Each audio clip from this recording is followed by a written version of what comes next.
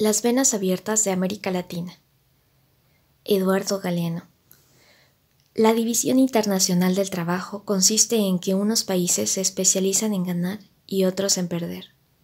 Nuestra comarca del mundo, que hoy llamamos América Latina, fue precoz. Se especializó en perder desde los remotos tiempos en que los europeos del Renacimiento se abalanzaron a través del mar y le hundieron los dientes en la garganta. Pasaron los siglos y América Latina perfeccionó sus funciones. Este ya no es el reino de las maravillas, donde la realidad derrotaba a la fábula y la imaginación era humillada por los trofeos de la conquista, los yacimientos de oro y las montañas de plata. Pero la región sigue trabajando de sirvienta, continúa existiendo al servicio de las necesidades ajenas, como fuente y reserva del petróleo y el hierro, el cobre y la carne, las frutas y el café, las materias primas y los alimentos con destino a los países ricos que ganan consumiéndolos mucho más de lo que América Latina gana produciéndolos. Son mucho más altos los impuestos que cobran los compradores que los precios que reciben los vendedores. Y al fin y al cabo, como declaró en julio de 1968 el coordinador de la Alianza para el Progreso, hablar de precios justos en la actualidad es un concepto medieval. Estamos en la plena época de la libre comercialización. Cuanta más libertad se otorga a los negocios, más cárceles se hace necesario para construir para quienes padecen los negocios. Nuestros sistemas de inquisidores y verdugos no solo funcionan para el mercado externo dominante, proporcionan también caudalosos manantiales de ganancias que influyen en los empréstitos y las inversiones extranjeras en los mercados internos dominados. Se ha oído hablar de concesiones hechas por América Latina al capital extranjero, pero no de concesiones hechas por los Estados Unidos al capital de otros países. Es que nosotros no damos concesiones, advertía en 1913 el presidente norteamericano Wilson. Él estaba seguro. Un país, decía, es poseído y dominado por el capital que en él se haya invertido. Y tenía razón. Por el camino hasta perdimos el derecho de llamarnos americanos, aunque los haitianos y los cubanos ya habían asomado a la historia como pueblos nuevos, un siglo antes de que los peregrinos del Mayflower se establecieran en las costas de Plymouth. Ahora América es, para el mundo, nada más que los Estados Unidos. Nosotros habitamos, a lo sumo, una subamérica, una América de segunda clase, de nebulosa identificación. Es América Latina, la región de las venas abiertas. Desde el descubrimiento hasta nuestros días, todo se ha transmutado siempre en capital europeo o más tarde norteamericano, y como tal se ha acumulado y se acumula en los lejanos centros de poder.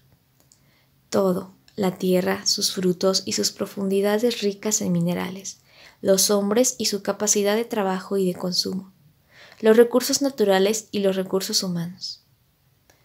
El modo de producción y la estructura de clases de cada lugar ha sido sucesivamente determinados desde afuera por su incorporación al engranaje universal del capitalismo. A cada cual se le ha asignado una función, siempre en beneficio del desarrollo de la metrópoli extranjera de turno, y se ha hecho infinita la cadena de las dependencias sucesivas, que tiene mucho más de 2 eslabones y que, por cierto, también comprende, dentro de América Latina, la opresión de los países pequeños por sus vecinos mayores, y fronteras dentro de cada país, la explotación que las grandes ciudades y los puertos ejercen sobre sus fuentes internas de víveres y mano de obra. Hace 4 siglos ya habían nacido 16 de las 20 ciudades latinoamericanas más pobladas de la actualidad. Para quienes conciben la historia como una competencia, el atraso y la miseria de América Latina no son otra cosa que el resultado de su fracaso. Perdimos. Otros ganaron. Pero ocurre que quienes ganaron gracias a que nosotros perdimos. La historia del subdesarrollo de América Latina integra, como se ha dicho, la historia del desarrollo del capitalismo mundial.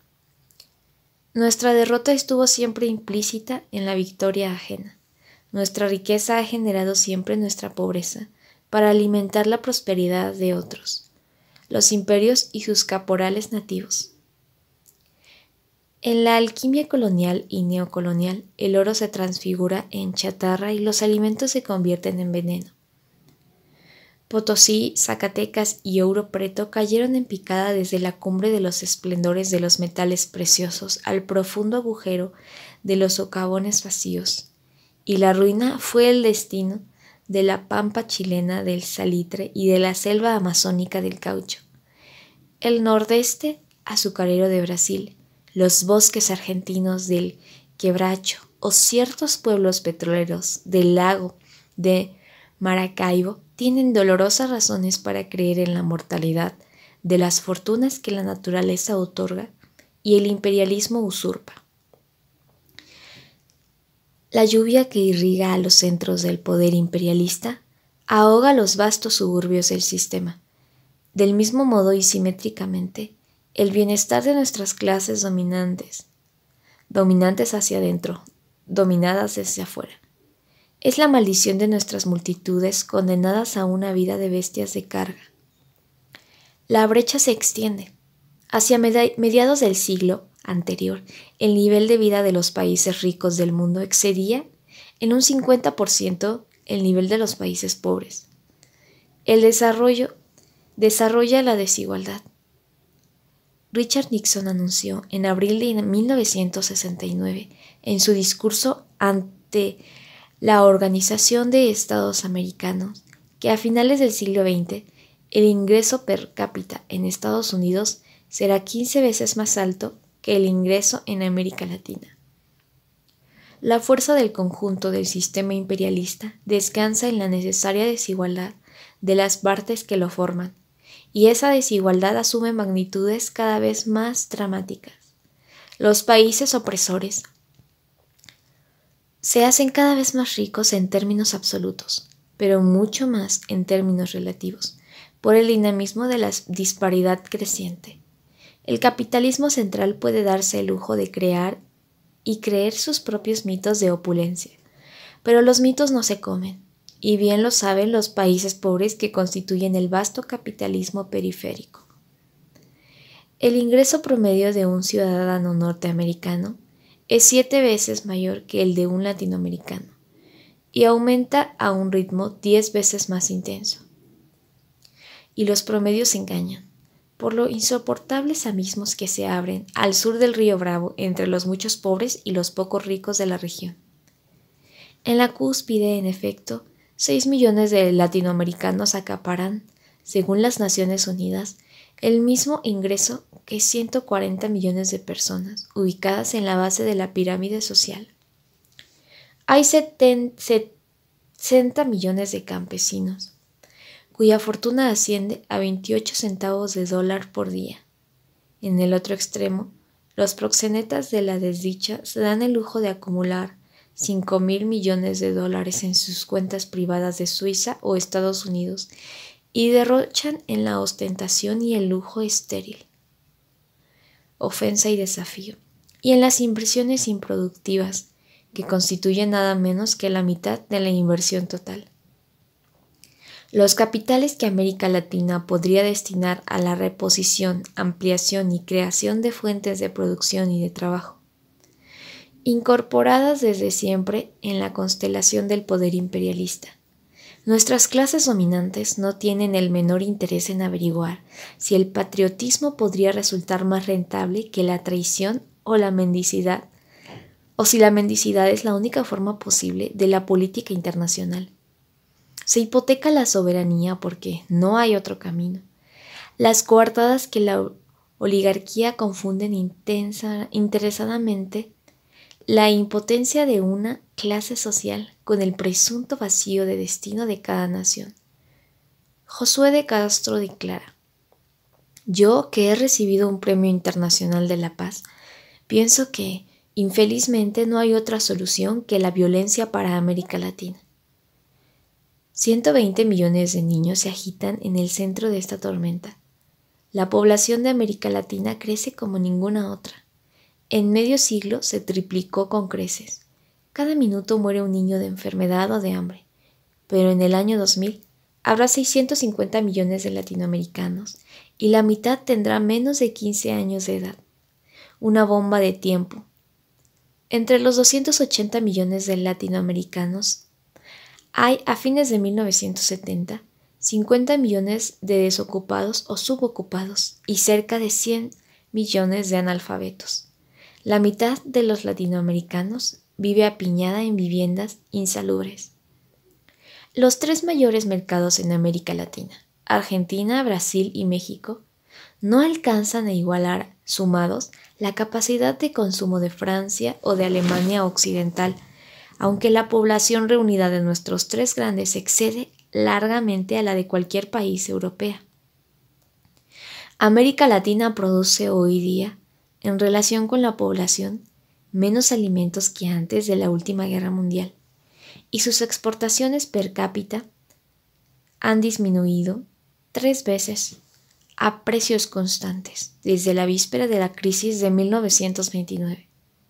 El sistema es muy racional desde el punto de vista de sus dueños extranjeros y de nuestra burguesía de comisionistas, que ha vendido el alma al diablo a un precio que hubiera avergonzado a Fausto.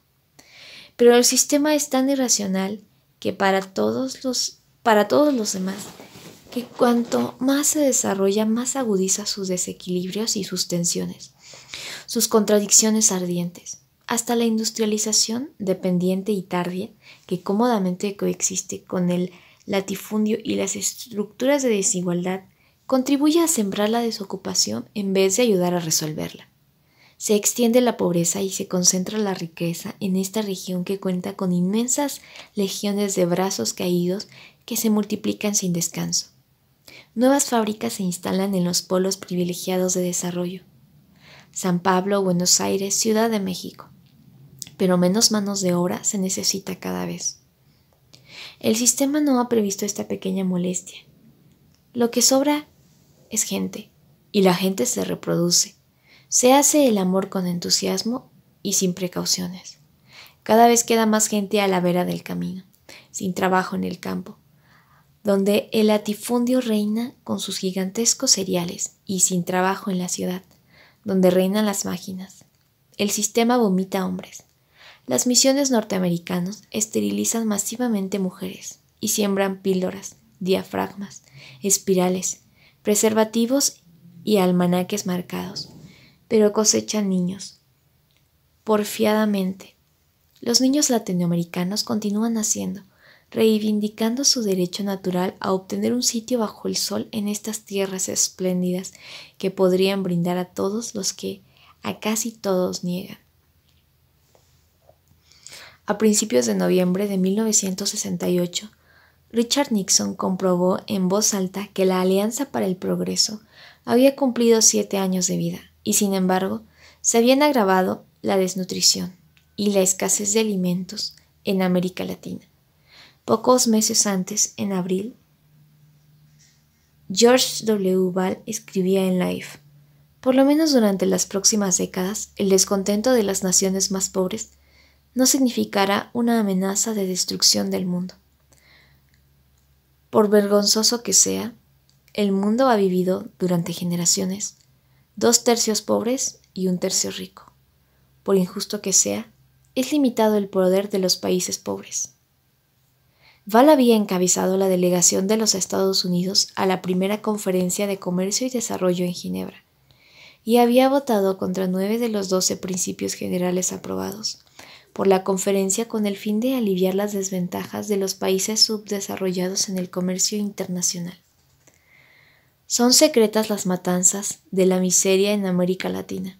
Cada año estallan silenciosamente, sin estrépito alguno, 3 bombas de Hiroshima sobre estos pueblos que tienen la costumbre de sufrir con los dientes apretados. Esta violencia sistemática, no aparente, pero real, va en aumento. Sus crímenes no se difunden en la crónica roja, sino en las estadísticas de la FAO. Val dice que la impunidad es todavía posible porque los pobres no pueden desencadenar la guerra mundial, pero el imperio se preocupa. Incapaz de multiplicar los panes, hace lo posible por suprimir los comensales. Combata la pobreza. Mate a un mendigo. Garabateó un maestro del humor negro sobre un muro de la ciudad de La Paz. ¿Qué se proponen los herederos de Malthus, sino matar a todos los próximos mendigos antes de que nazcan? Robert McNamara, el presidente del Banco Mundial que había sido presidente de la Ford y secretario de Defensa, afirma que la explosión demográfica constituye el mayor obstáculo para el progreso de América Latina y anuncia que el Banco Mundial otorgará prioridad en sus préstamos a los países que apliquen planes para el control de natalidad. McNamara comprueba, con lástima, que los cerebros de los pobres piensan un 25% menos, y los tecnócratas del Banco Mundial, que ya nacieron, hacen zumbar las computadoras y generan complicadísimos trabalenguas sobre las ventajas de no nacer. Si un país en desarrollo tiene una renta media per cápita de $150 a $200 anuales, logra reducir su fertilidad en un 50% en un periodo de 25 años. Al cabo de 30 años, su renta per cápita será superior por lo menos en un 40% al nivel que hubiera alcanzado de lo contrario y 2 veces más elevada al año de 60 años. Asegura uno de los documentos del organismo. Se ha hecho célebre la frase de Lyndon Johnson: $5 invertidos contra el crecimiento de la población son más eficaces que $100 invertidos en el crecimiento económico. Dwight Eisenhower pronosticó que si los habitantes de la Tierra seguían multiplicándose al mismo ritmo, no solo se agudizaría el peligro de la revolución, sino que además se produciría una degradación del nivel de vida de todos los pueblos, el nuestro inclusive. Los Estados Unidos no sufren fronteras adentro. El problema de la explosión de la natalidad, pero se preocupan como nadie por difundir e imponer en los 4 puntos cardinales la planificación familiar. No solo el gobierno, también Rockefeller y la Fundación Ford padecen pesadillas con millones de niños que avanzan como langostas desde los horizontes del tercer mundo. Platón y Aristóteles se habían ocupado del tema antes que Malthus y McNamara. Sin embargo, en nuestros tiempos, toda esta ofensiva universal cumple una función bien definida. Se propone justificar la muy desigual distribución de la renta entre los países y las clases sociales. Convencer a los pobres de que la pobreza es el resultado de los hijos que no se evitan y poner un dique al avance de la furia de las masas en movimiento y rebelión. Los dispositivos intrauterinos compiten con las bombas y la metralla. En el sudeste asiático, en el esfuerzo por detener el crecimiento de la población de Vietnam, en América Latina, resulta más higiénico y eficaz matar a los guerrilleros en los úteros que en las sierras o en las calles. Diversas misiones norteamericanistas han esterilizado a millares de mujeres en la Amazonia, pese a que esta es la zona habitable más desierta del planeta. En la mayor parte de los países latinoamericanos, la gente no sobra. Falta. Brasil tiene 38 veces menos habitantes por kilómetro cuadrado que Bélgica. Paraguay, 49 veces menos que Inglaterra. Perú, 32 veces menos que Japón. Haití y El Salvador, hormigueros humanos de América Latina, tienen una densidad de población menor que la de Italia. Los pretextos invocados ofenden la inteligencia. Las intenciones reales encienden la indignación. Al fin y al cabo, no menos de la mitad de los territorios de Bolivia, Brasil, Chile, Ecuador, Paraguay y Venezuela está habitada por nadie. Ninguna población latinoamericana crece menos que la de Uruguay, país de viejos, y sin embargo ninguna otra nación ha sido tan castigada en los años recientes por una crisis que parece arrastrarla al último círculo de los infiernos. Uruguay está vacío, y sus praderas fértiles podrían dar de comer a una población infinitamente mayor que la que hoy padece, sobre su suelo, tantas penurias. Hace más de un siglo, un canciller de Guatemala había sentenciado proféticamente: sería curioso que del seno mismo de los Estados Unidos, en donde nos viene el mar, naciese también el remedio. Muerta y enterrada la Alianza para el Progreso, el Imperio propone ahora, con más pánico que generosidad, resolver los problemas de América Latina eliminando de antemano a los latinoamericanos. En Washington tienen ya motivos para sospechar que los pueblos pobres no prefieren ser pobres. Pero no se puede querer el fin sin querer los medios. Quienes niegan la liberación de América Latina, niegan también nuestro único renacimiento posible, y de paso absuelven a las estructuras en vigencia. Los jóvenes se multiplican, se levantan, escuchan. ¿Qué les ofrece la voz del sistema? El sistema habla un lenguaje surrealista. Propone evitar los nacimientos en estas tierras vacías. Opina que faltan capitales en países donde los capitales sobran, pero se desperdician. Denominan ayuda a la ortopedia deformante de los empréstitos y al drenaje de riquezas de las inversiones extranjeras que ellas provocan. Convoca a los latifundistas a realizar la reforma agraria y a la oligarquía a poner en práctica la justicia social. La lucha de clases no existe, se decreta, más que por culpa de los agantes foráneos que la entienden, pero en cambio existen las clases sociales, y a la opresión de unas por otras se le denomina el estilo occidental de vida. Las expediciones criminales de los marines tienen por objeto restablecer el orden y la paz social, y las dictaduras adictas a Washington fundan en las cárceles el Estado de Derecho y prohíben las huelgas, y aniquilan los sindicatos para proteger la libertad de trabajo. ¿Tenemos todo prohibido salvo cruzarnos de brazos? La pobreza no está escrita en los astros.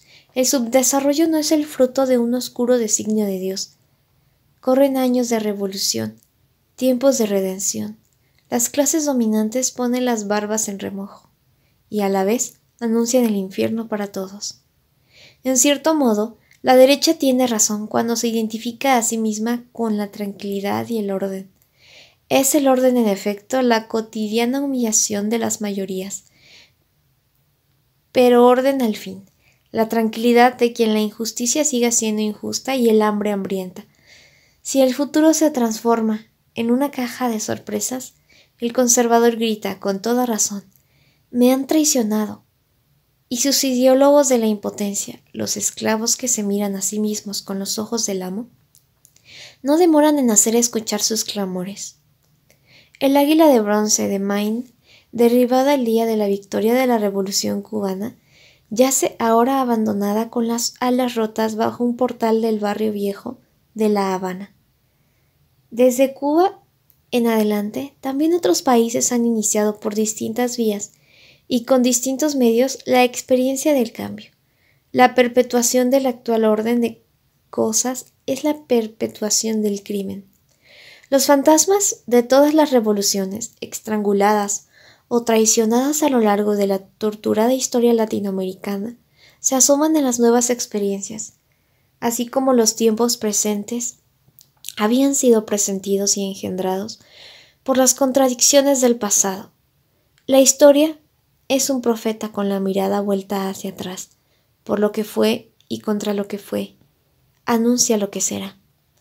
Por eso en este libro, que quiere ofrecer una historia del saqueo y a la vez contar cómo funcionan los mecanismos actuales del despojo, aparecen los conquistadores en las carabelas y cerca los tecnócratas en sus jets, Hernán Cortés y los infantes de marina, los corregidores del reino y las misiones del Fondo Monetario Internacional, los dividendos de los traficantes, esclavos y las ganancias de la guerra de la General Motors, También los héroes derrotados y las revoluciones en nuestros días, las infamias y las esperanzas muertas y surrectas, los sacrificios fecundos.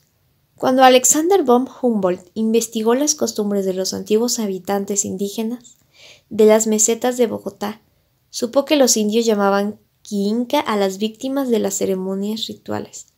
Quiinca significa puerta.